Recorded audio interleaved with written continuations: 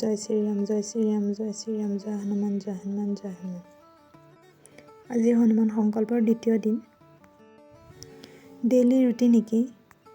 শুৱাৰ পৰা উঠাৰ পৰা ছোৱালীজনীৰ লগত ইফাল সিফাল কৰোঁতেই টাইমবোৰ গুচি যায়।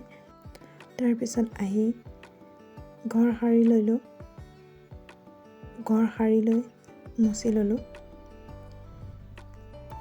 ময়ো হনুমান সংকল্প ল'বৰ বাবে গা পা ধুই ৰেডি হৈ লৈছোঁ।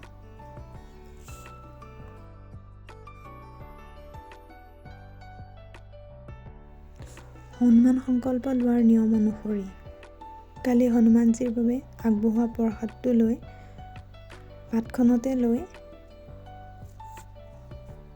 ঘৰৰ বাউণ্ডৰীৰ ভিতৰত এজোপা গছৰ তলত দি দিলোঁ। ঘৰৰ বাউণ্ডৰীৰ ভিতৰত ডাঙৰ গছ নথকাৰ বাবে নাৰিকল গছৰ তলতে মই প্ৰসাদটো চৰাই চিৰিকটিয়ে খাবৰ বাবে দি দিলোঁ।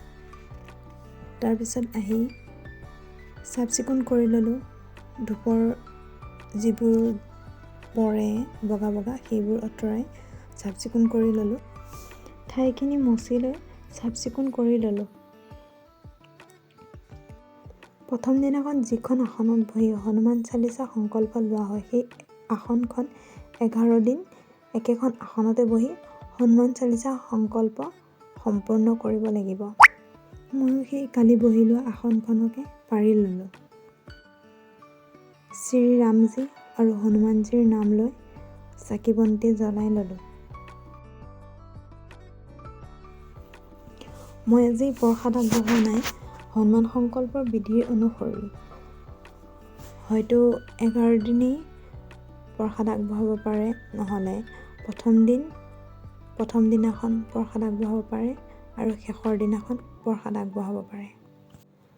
মই ভাবিলোঁ প্ৰথম দিনা আৰু শেষৰ দিনাই প্ৰসাদ আগবঢ়াম বুলি, সেইবাবে মই আজি প্ৰসাদ আগবঢ়োৱা নাই। প্ৰসাদত বুন্দিয়া লাড়ুৰ সলনি মিঠাজাতীয় বস্তু ব্যৱহাৰ কৰিব পাৰে। নিজৰ সুবিধা অনুযায়ী প্ৰসাদ আগবঢ়ালেই হ'ল।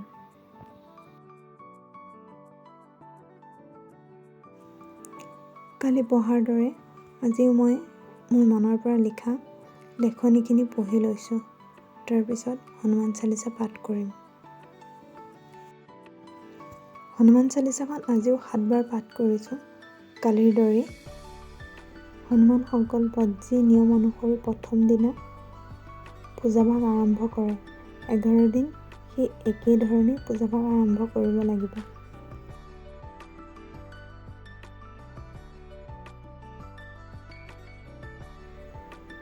আজিও সেই একেই নিয়ম নীতিৰে পূজাভাগ আৰম্ভ কৰিছোঁ।